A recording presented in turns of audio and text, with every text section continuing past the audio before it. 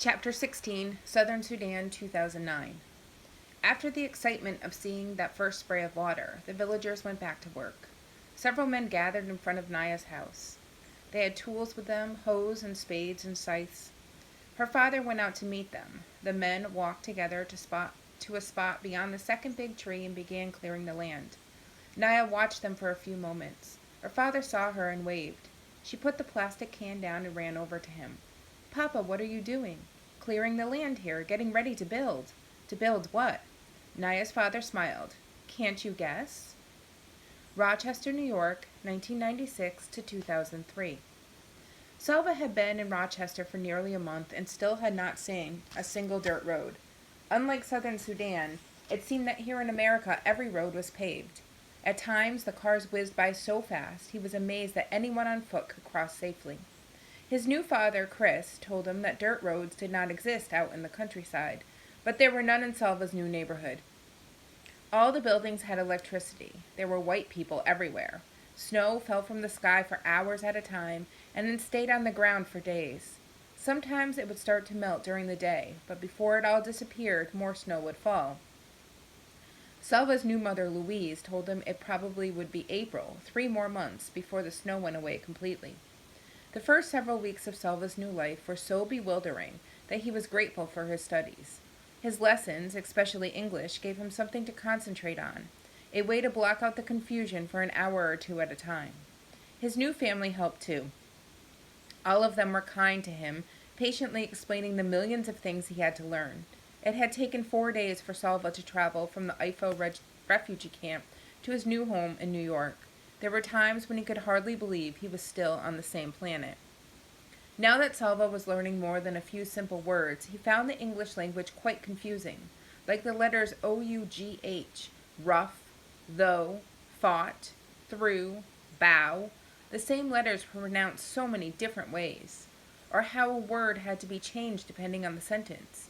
You said chickens when you meant the living birds that walked and squawked and laid eggs, but it was chicken with no S when it was on your plate ready to be eaten. "We're having chicken for dinner." That was correct, even if you had cooked 100 chickens. Sometimes he wondered if he would ever be able to speak and read English well. But slowly, with hours of hard work over the months and years, his English improved. Remembering Michael, Selva also joined a volleyball team. It was fun playing volleyball, just as it had been at the camp. Setting and spiking the ball were the same in any language.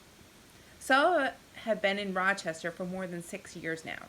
He was going to college and had decided to study business. He had a vague idea that he would like to return to Sudan someday to help the people who lived there. Sometimes that seemed like an impossible notion.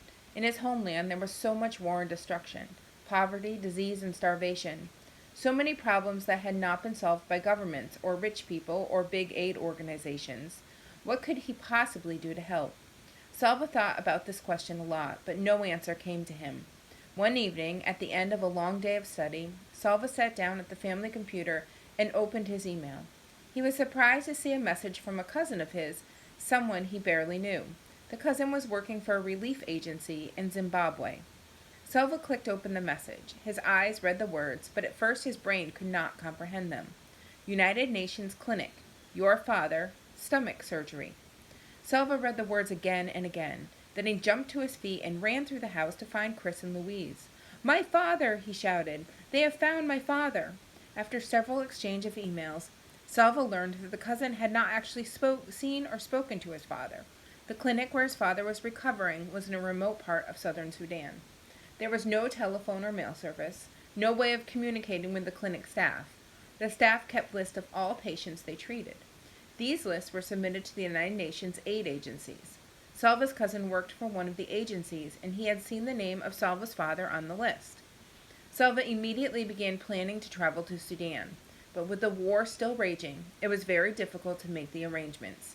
He had to get permits, fill out dozens of forms, and organize plane flights and car transport in a region where there were no airports or roads. Selva and Chris and Louise as well spent hours on the phone to various agencies and offices. It took not days or weeks, but months before all the plans were in place, and there was no way to get a message to the hospital. At times, Selva felt almost frantic at the delays and frustrations. What if my father leaves the hospital without telling anyone where he is going? What if I get there too late? I will never be able to find him again. At last, all the forms were filled out, and all the paperwork was in order. Salva flew in a jet to New York City, another one to Amsterdam, and a third to Kampala in Uganda.